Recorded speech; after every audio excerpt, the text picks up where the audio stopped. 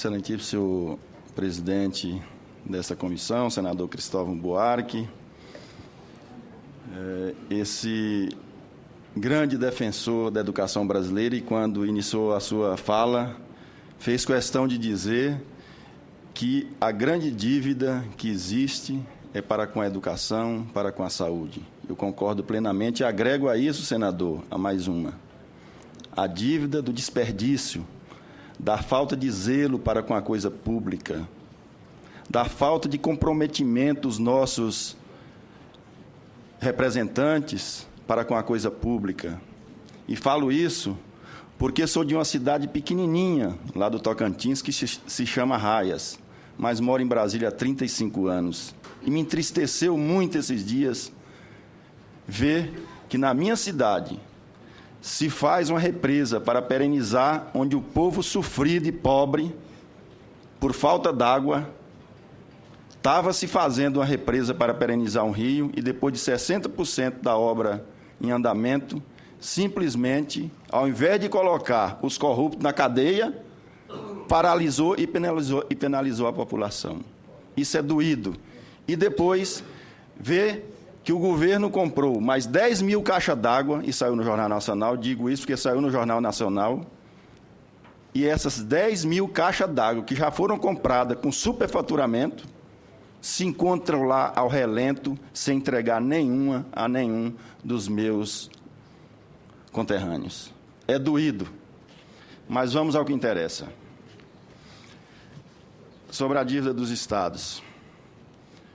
Na segunda metade, e aqui, senador, eu represento a Federação Brasileira de Associações de Fiscais de Tributos Estaduais e o nosso presidente, o doutor Roberto Kupski, por conta da chuvarada lá no Rio Grande do Sul, não pôde estar aqui presente. Eu vou tentar aqui falar em nome da nossa federação, um trabalho que já se foi feito através do Casaroto, um colega lá do Rio Grande do Sul, João Pedro Casaroto, há 4 anos atrás, quando pouca gente falava sobre esse tema, que é de extrema necessidade para o Estado brasileiro.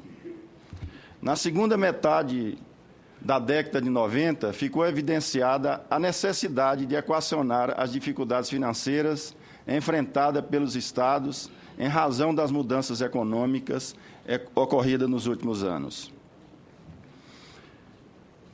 Nos anos 90, o sistema bancário brasileiro enfrentou graves problemas de solvência e liquidez. E daí vieram o PROE em 1995, o PROES em 96 e o PROEF em 2001. Eu vou tentar correr, porque eu sei que, através do preâmbulo, eu perdi um pouco do tempo.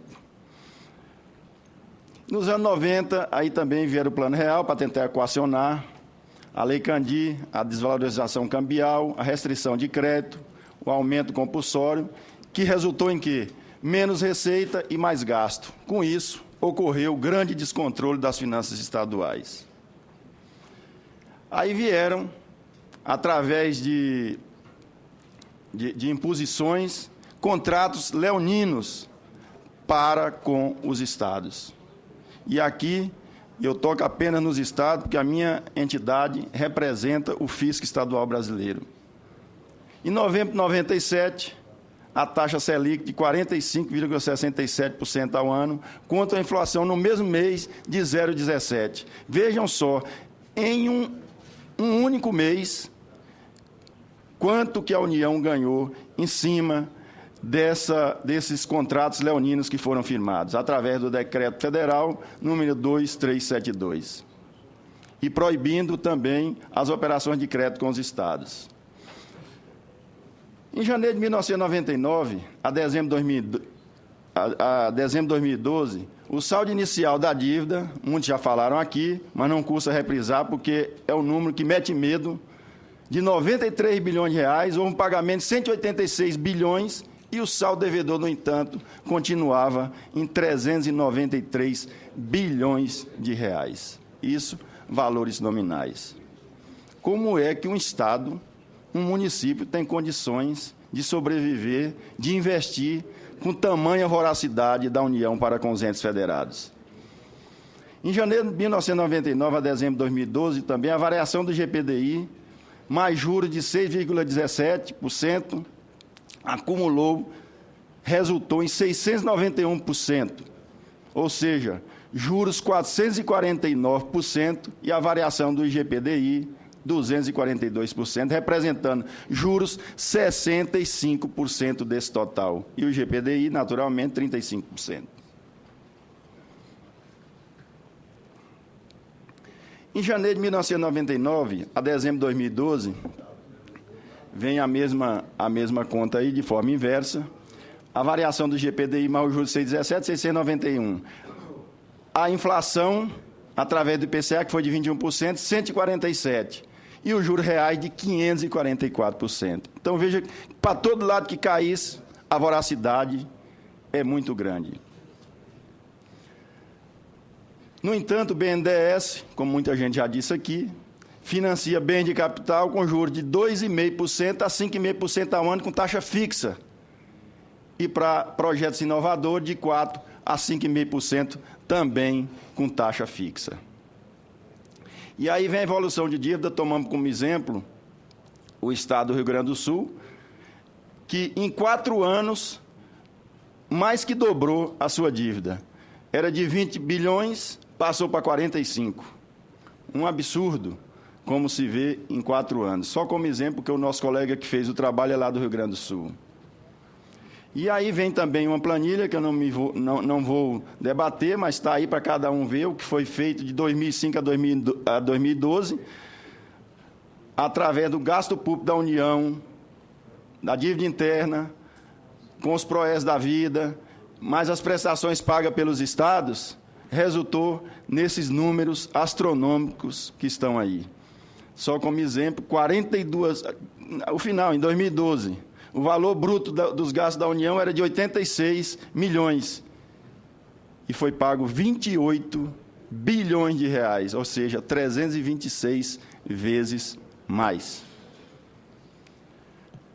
Aí veio o PLC, que foi transformado aqui no Senado, está aqui no Senado, 99 de 2013, que para a nossa federação não passa de uma lei integralmente autorizativa. A União aplicará se e quando quiser.